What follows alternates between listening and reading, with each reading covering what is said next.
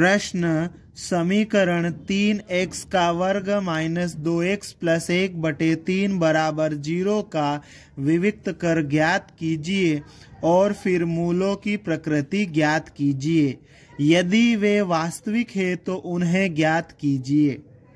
इस प्रश्न में हमें ये जो द्विघात समीकरण दिया है इसका विविक्त कर ज्ञात करना है और उसके बाद में उसके मूलों की प्रकृति ज्ञात करना है। अगर इस द्विघात समीकरण के मूल वास्तविक है तो उन मूलों को भी ज्ञात करना है।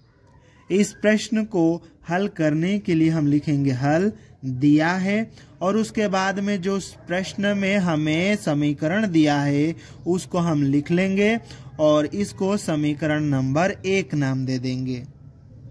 हमें इस समीकरण का विविक्त कर ज्ञात करना है और विविक्त कर ज्ञात करने के लिए हमें a, b और c के मानों की जरूरत पड़ेगी और उसके लिए हम इस दिए गए द्विघात समीकरण की मानक द्विघात समीकरण से तुलना करेंगे।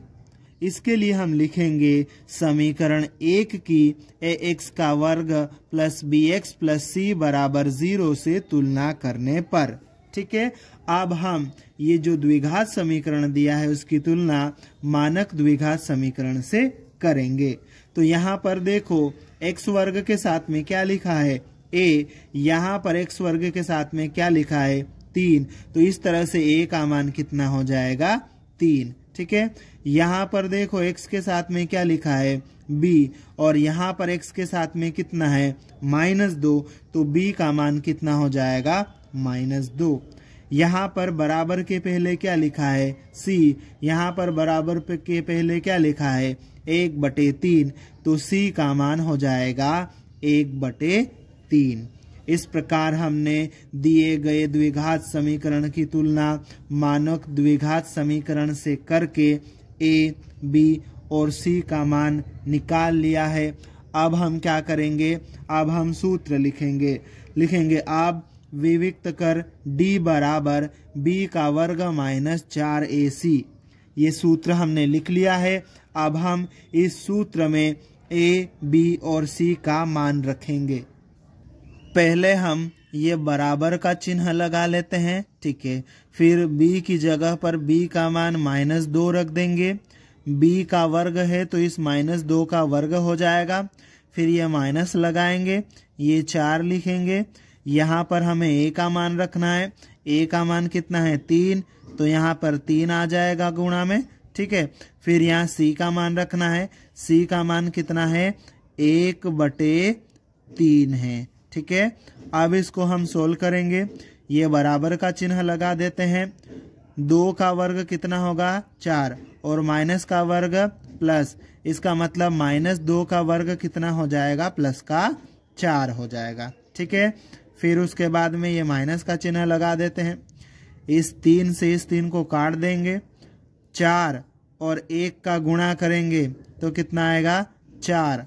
अब आगे 4 में से 4 घटाओ, कितना आ जाएगा 0। यहाँ पर विविक्त कर d का मान कितना आ गया 0।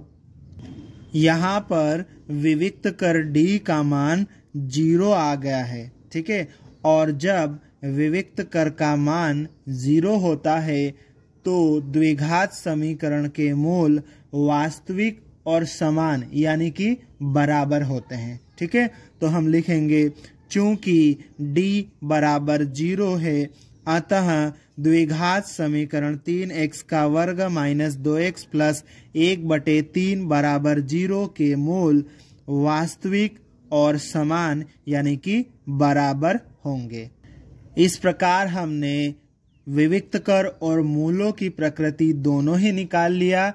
अब यहाँ पर हमें एक और चीज बताना है कि यदि मूल वास्तविक है तो उन मूलों को भी ज्ञात करना है। ठीक है, तो यहाँ पर मूल वास्तविक है तो हम मूलों को भी ज्ञात करेंगे और द्विघात समीकरण के मूल ज्ञात करने के लिए हम द्विघाती सूत्र का प्रयोग करेंगे। ठीक है, तो इसके लिए हम लिखेंगे अब x बराबर -b प्लस माइनस करने के अंदर b का वर्ग माइनस 4ac पूरे के बटे में 2a।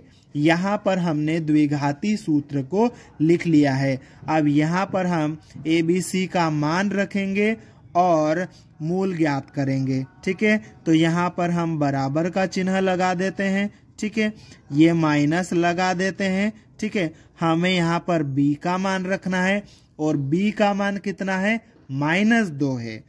ये सूत्र वाला माइनस है और B का मान -2 है, तो -2 ये B का मान हम रखेंगे। ठीक है, और ये प्लस माइनस का चिन्ह।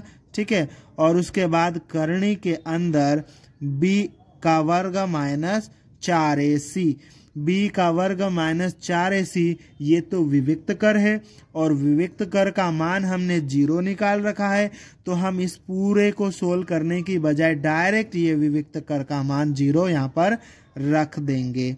ठीक है, और पूरे के बटे में क्या आ जाएगा हमारे पास में, 2 गुणित A का मान, A का मान कितना है, 3। अब हम ये बराबर का चिन्ह लगाएंगे। ठीक है, माइनस का माइनस से गुणा होगा तो ये प्लस का 2 हो जाएगा।